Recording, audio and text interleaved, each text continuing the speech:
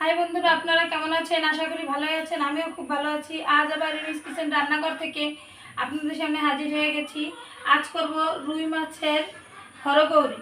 এখানে আমি রুই মাছ ভেজে নিয়েছি, এখানে আলু ভেজে নিয়েছি, এখানে শুধু সরিষা বেটে নিয়েছি, এর ভিতরে কিছুই নেই।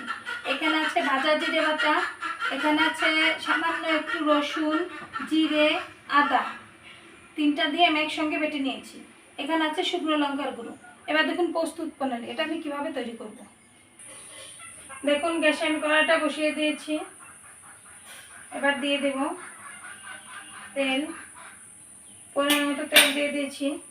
তেলটা একটু গরম হতে দেব। দেখুন আমার তেলটা গরম হয়ে গেছে।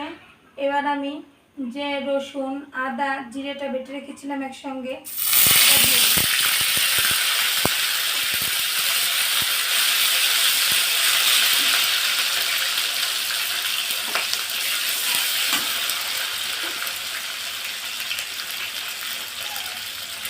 এবার একটু বাটিটা দিয়ে একটু জল দিয়ে দিই।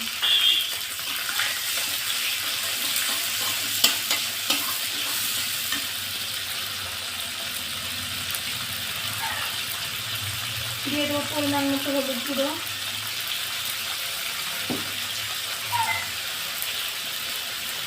দিয়ে দেবো পরিমাণ মতো শুকনো লঙ্কার গুঁড়ো,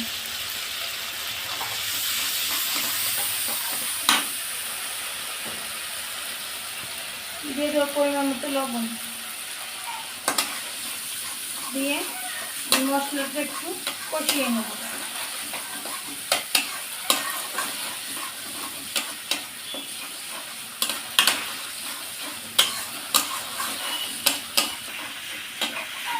দেখুন আমার মশলাটা বেশ কষানো হয়ে গেছে। এবার দিয়ে দিব ভেজে রাখা আলুগুলো।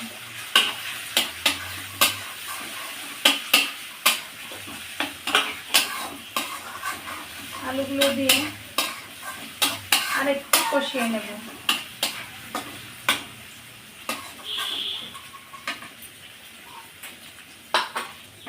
দেখুন আমার মশলাটা কি সুন্দর কষানো হয়ে গেছে, তেল উঠে গেছে। এবার আমি দিয়ে দেব পরিমাণ মতো জল।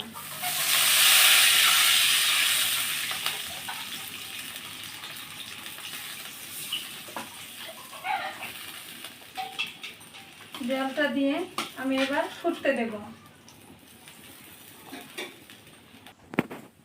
দেখুন আমার ঝোলটা সুন্দর ফুটে গেছে। এবার আমি আস্তে আস্তে মাছগুলো দিয়ে দেব।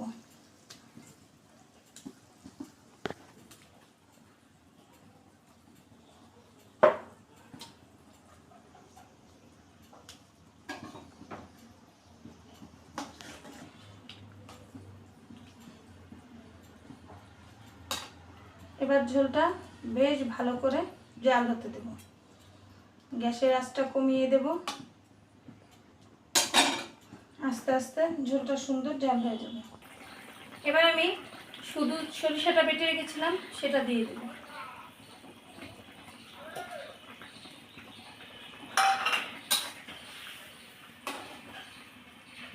আপনারা যে কোনো সরিষা বাটতে পারেন। আমি কালো সরিষাটা বেটেছি।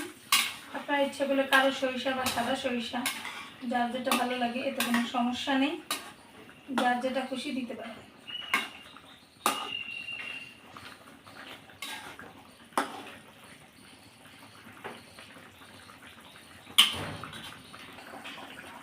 আমার রেসিপিটা শেষের পর্যায়ে।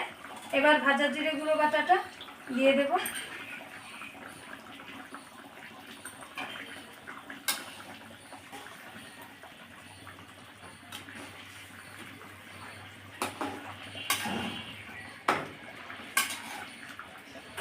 আমার রুই মাছের হরগৌরিটা হয়ে গেছে। এবার আমি নামিয়ে নেব পরিবেশনের জন্য। দেখুন আমার রুই মাছের হরগৌরি হয়ে গেছে। আপনারা এভাবে একদিন করে খাবেন। যদি আপনাদের ভালো লেগে থাকে তাহলে আমার ভালো লাগবে, আর আপনাদের যদি ভালো লাগে তবে আমাকে লাইক কমেন্ট করে জানাবেন। আর রিমির চ্যানেল রান্নাঘরটা আপনারা সাবস্ক্রাইব করে আমার সঙ্গেই থাকুন। ধন্যবাদ সবাইকে।